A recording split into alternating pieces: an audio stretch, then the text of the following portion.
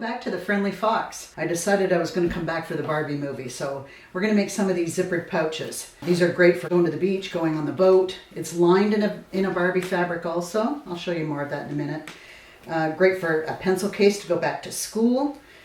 Just a travel bag for your cosmetics. Just a handy little bag to have. So I'm going to make some of those today. So let's get creative. This is a directional fabric. So when you're making your pattern, it doesn't matter for cutting out because the patterns can be turned either way, but when you're putting it together, you want to make sure that your names are all going the same direction and not getting them upside down and twisted. So just be careful when you're putting the pattern piece together. The pattern is available, it will be available on thefriendlyfox.co. Alrighty, we're going to cut our pattern pieces. I already made my pattern, so I'm going to cut two that will be for each side of the bag. And then I'm going to cut two pieces that go here. And there's only one piece that goes underneath. Now I need to cut two pieces for the bag, but I also need two pieces in the lining. I'm going to cut two pieces of this, but I also need for the lining. And then for the base, I only need one piece of the Barbie fabric and one piece of this. I've also used a stiffener in here, a fusible interface that will give it a little more structure to stand up like this. So let's start cutting. You'll notice that I don't use pins very often. And maybe I should, but I just find it's a pain to put them in to pull them back out again. And I don't see the point in pinning something or using those clips just to carry it over to the sewing machine and take them out again.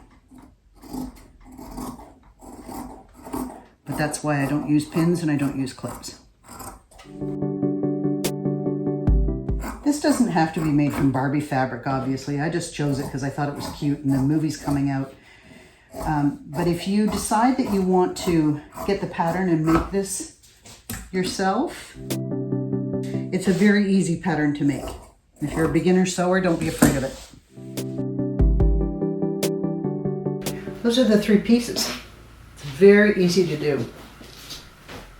Now we're going to cut out the lining. And this lining is Barbie too.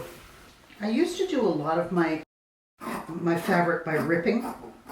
But with these sublimated patterns, printing techniques, I've noticed that it will shift the thread on the edge. It's always hidden when you do the seams, but I don't like the look that it gives it when it's sort of frayed and the edge is off on the pattern goes off when you rip it. I don't know if you can see it on this, but I ripped this one yesterday and it sort of shredded the pattern a little bit. So that's the base and the two side pieces.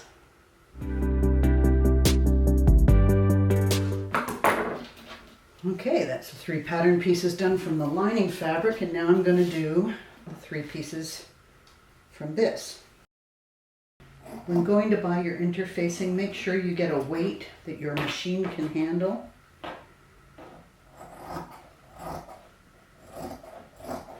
Some interfacings are very heavy and thick and aren't appropriate for all sewing machines.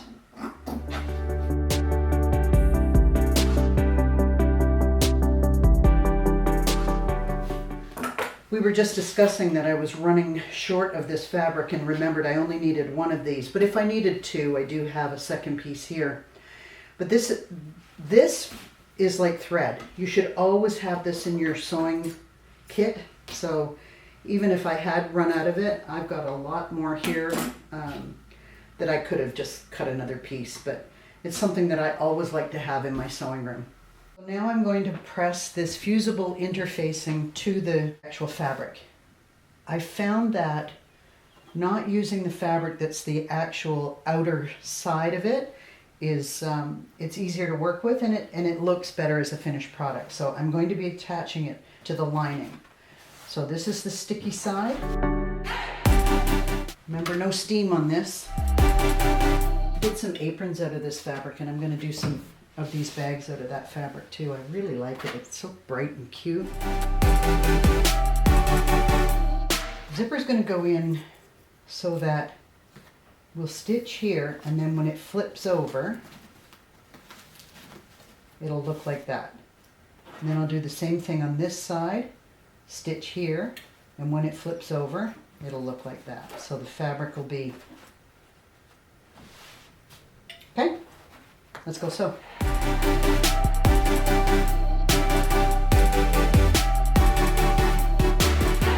When you get to the zipper toggle, put your needle down, lift your foot up, and open the zipper.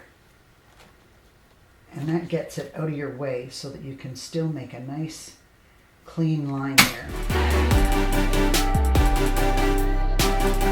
Again, so now my needle's down, lift the foot, get that out of your way, finish it off.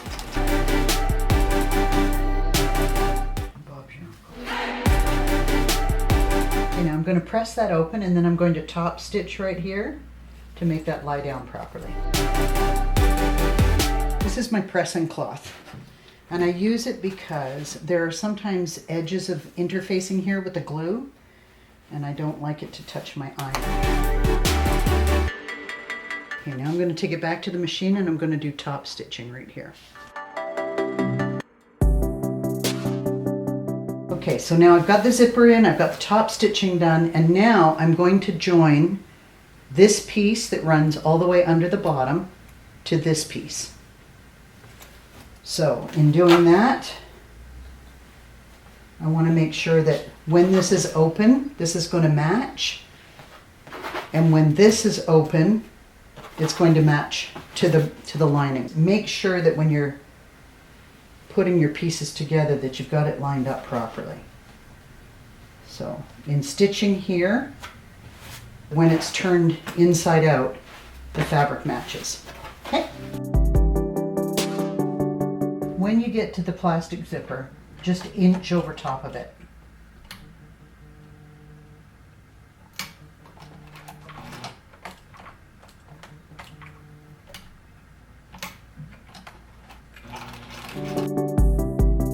When we're finished, it's going to look like that, and then the patterns match under here too. We're going to cut this off. I'm going to top stitch right here. Again, when you get to the zipper, just go slow. Sometimes it'll just work right through it, but sometimes you've got to jiggle it a little to get it to lie exactly where you want it to.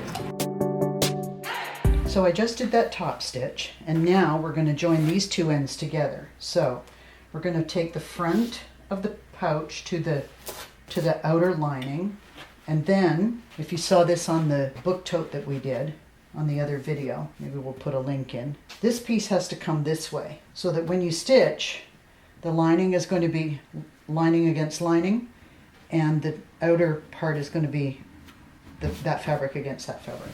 It's the only way to get it right. When you're putting this together, just watch that zipper toggle, so pull it back.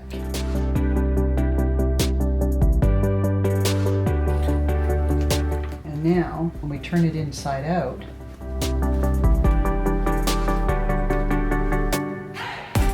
we've got fabric against fabric and lining against lining. I'm going to give it a quick press and top stitch right here. So I'll top stitch that now. Stitch done. Now I'm going to fasten the sides. So we need to get this onto this side and this onto this side. In order to do that, I like to start on the long side of here. And now I'm going to go and stitch all the way around here. When I get to these edges, I sort of have to turn the fabric to create the corner and keep going all the way along this flat side until I come back to where I started, and then it will look like that. This is a matter of sort of pulling this piece, letting this piece go straight through the feed, but pulling this piece around to create the corner. And here we are at the bottom corner.